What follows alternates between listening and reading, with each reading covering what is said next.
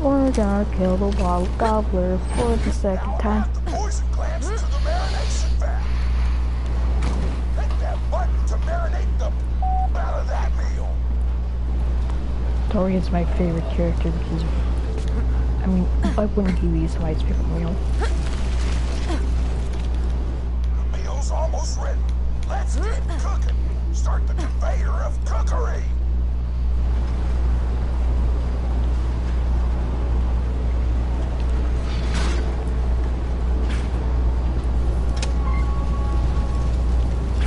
That's it. You've gone off script one too many times, Torg. Today's meal is canceled. Chefs, shut down that oven. We can't stop now. Protect the oven. I swear by my abdominal muscles, I will eat the ravenous Wattle Gobbler. I'm inside. That must have hurt. You might want to make sure you cure the meat before you do Tori, because it might kill you if you don't. Farewell! I'm pricking up my lungs. Something hungry this way comes. Shakespeare!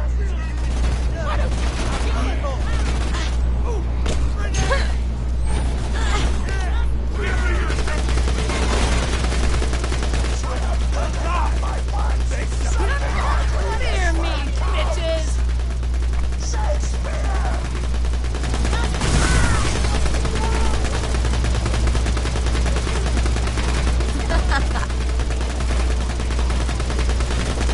I want that oven shut down.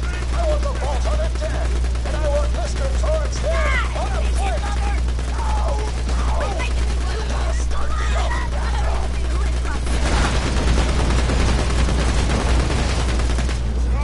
I'm pricking up my lungs.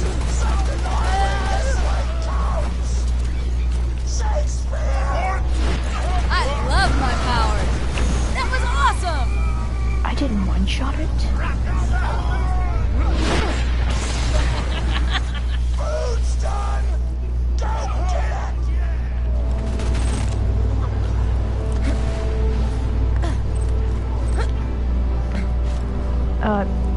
It didn't finish. My taste buds are aflame with the power of 1,000 nuclear bombs! My mouth is watering so much you could drown a small village in my cheeks! The taste apocalypse is upon us!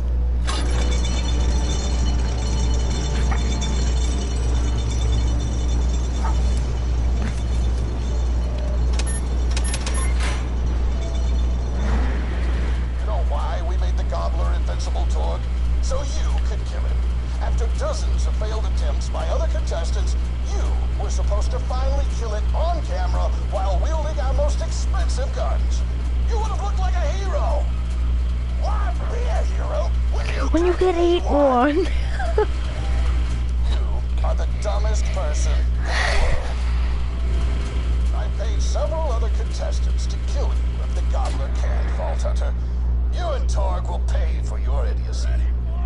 Here comes the ravenous Wattle Gobbler!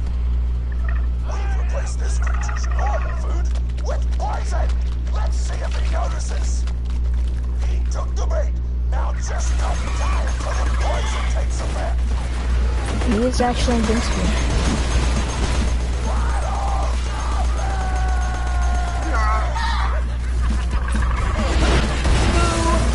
Yeah.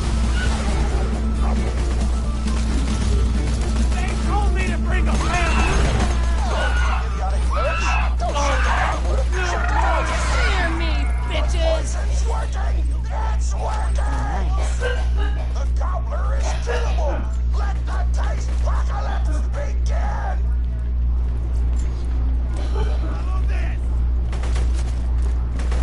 If anyone ever needs help with raid bosses or just anything, kind of else can Last chance, Torg. hit me up. Call this off, or you're out of the company. The Vault Hunter wins! Ooh, Grandma Foxington's stories. I want to hear a story. Grandma's a pretty big fan of yours. Could you go say hi to her? Of course. Oh man, it's the Vault Hunter! You are awesome!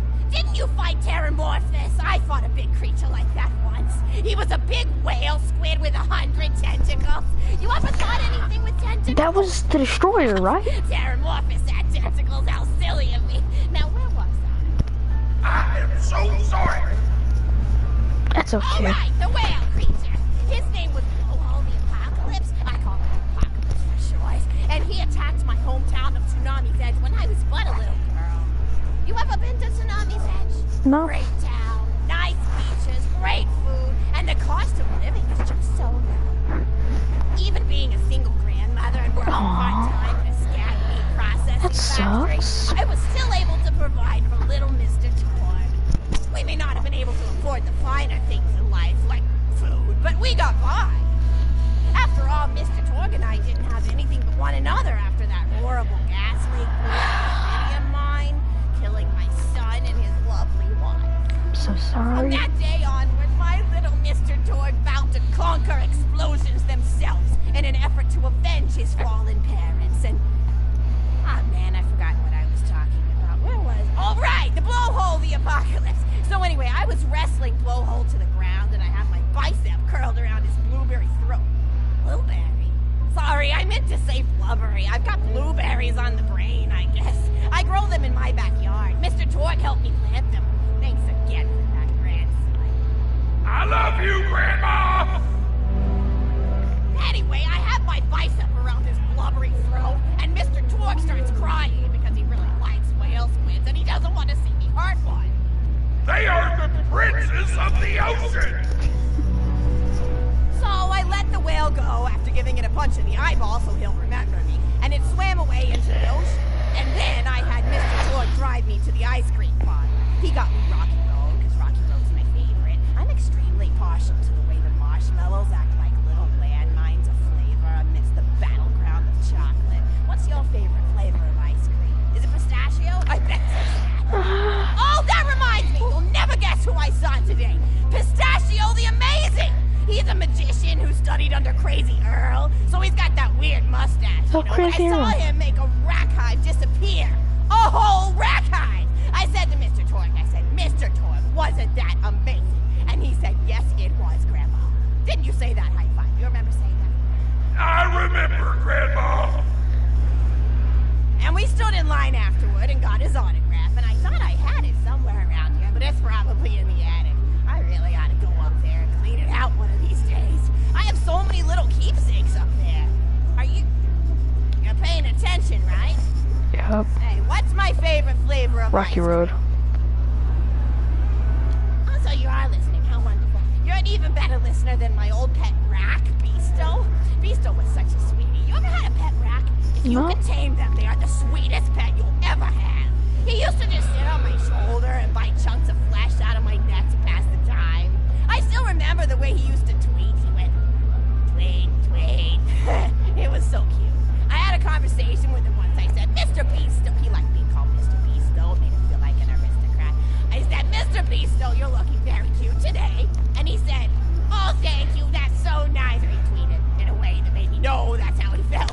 And then he lowered his little head like he was taking a bow. It was adorable. Beasto was my third pet rack.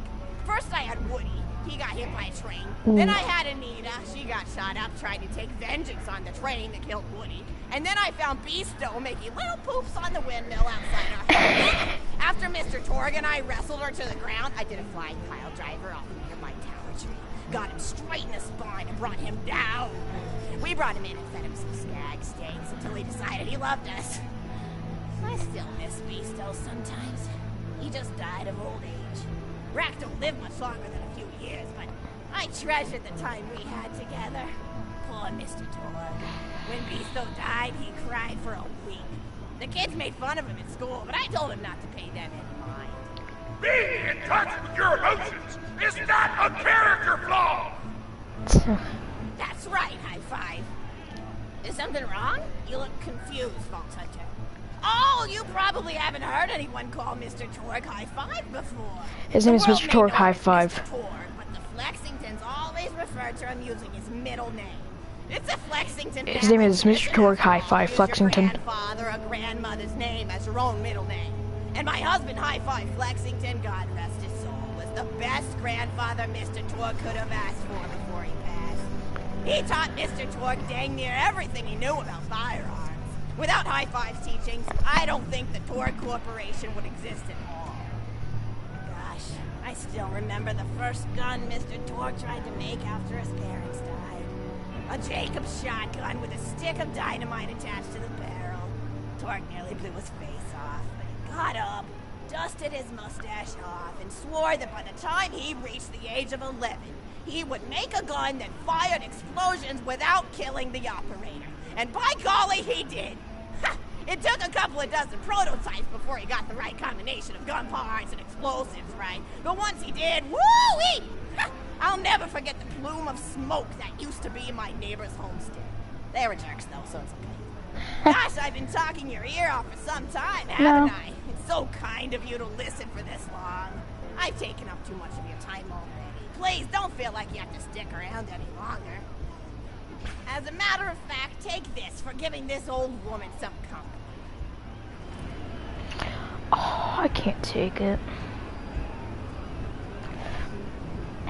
Woo! You're even more attractive than Mr. Torg said you were.